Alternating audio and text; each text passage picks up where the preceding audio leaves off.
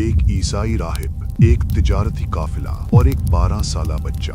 राहिब ने उस बच्चे को देखा और अपनी किताबें बंद कर दी, क्योंकि जो लिखा था वो सामने खड़ा था। उसने काफिले वालों से कहा, इस बच्चे को वापस ले जाओ, वरना दुश्मन इसे पहचान लेंगे। ये बच्चा वो है जिसका जिक्र हमारी किताबों में है।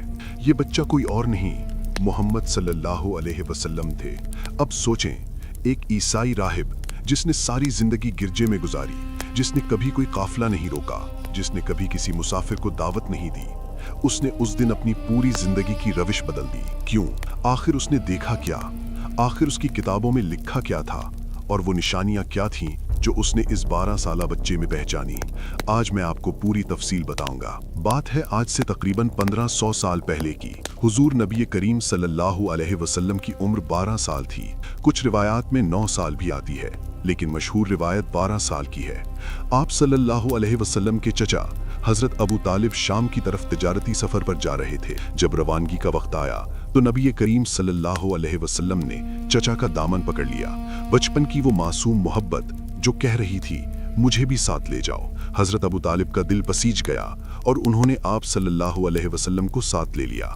काफिला चलता रहा, सहरा, पहाड़, रास्ते तय होते रहे, और जब काफिला शाम के इलाके बसरा के करीब पहुंचा तो वहां एक गिरजा था। उस गिरजे में एक राहिब रहता था, नाम था बहीरा। ये राहिब बहुत बड़ा आलिम था, ईसाई इल्म का अमीन था। इसके पास वो कदीम किताबें थीं जो नस्ल दर नस्ल चली आ रही थीं, जिनमें अंबिया की पेशगोइयां महफूज थीं, जिनमें आखिरी नबी की निशानियां लिखी हुई थीं। अब यहाँ एक बहुत अहम बात है, राहिब बहीरा सालों से वहां रहता था। इस रास्ते से कितने काफिले गुजरे होंगे, सैकड़ों, हजारों, लेकिन उसने कभी किसी काफिले को नहीं रोका, कभी किसी को दावत नहीं दी, कभी गिरजे से नहीं निकला। मगर उस दिन कुछ मुख्तलिफ हुआ। उस दिन राहिब बहीरा ने अपनी खिड़की से बाहर देखा, और जो देखा उसने उसे हिला कर रख दिया। क्या देखा? उसने देखा कि काफिले के ऊपर एक बादल का टुकड़ा है, लेकिन ये बादल सिर्फ काफिले के ऊपर है, इर्द गिर्द नहीं। और ये बादल हरकत कर रहा है। काफिला रुकता है तो बादल रुकता है, काफिला चलता है तो बादल चलता है, जैसे कोई साया कर रहा हो, जैसे कोई छत हो जो एक खास इंसान के सर पर चल रही हो। और फिर उसने गौर से देखा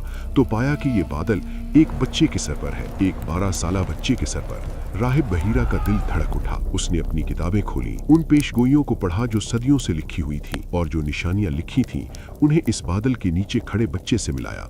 उसने फौरन काफिले की तरफ आदमी भेजा और सबको अपने यहाँ खाने की दावत दी। काफिले वाले हैरान हुए, क्योंकि ये राहिब कभी ऐसा नहीं करता था, लेकिन उन्होंने दावत कबूल की और सब गिरजे की तरफ चल दिए। जब सब आ गए तो राहिब बहीरा ने गौर से हर चेहरा देखा, हर आदमी को देखा, लेकिन वो निशानियां जिनकी उसे तलाश थी वो उसे नहीं मिल रही थी। उसने पूछा, क्या सब आ गए? काफिले वालों ने कहा, हाँ सब हैं। राहिब ने कहा, नहीं, सब नहीं आए, कोई रह गया है। काफिले वालों ने इधर उधर देखा तो पता चला कि नबी सल्लल्लाहु अलैहि वसल्लम बाहर सामान के पास रह गए हैं। उन्हें भी बुलाया गया, और जब वो 12 साला बच्चा अंदर आया तो राहिब बहीरा की आंखें ठहर गईं। उसने आगे बढ़कर आप सल्लल्लाहु अलैहि वसल्लम का हाथ थामा और कहा, ये सैयदुल आलमीन है, ये रब्बुल आलमीन का रसूल है। काफिले वालों ने हैरत से पूछा, तुम्हें कैसे पता? और फिर राहिब बहीरा ने वो बातें बताईं जो सदियों से किताबों में लिखी थी। उसने कहा कि जब ये काफिला आ रहा था तो मैंने देखा कि एक बादल है जो सिर्फ एक बच्चे के सर पर साया किए हुए है।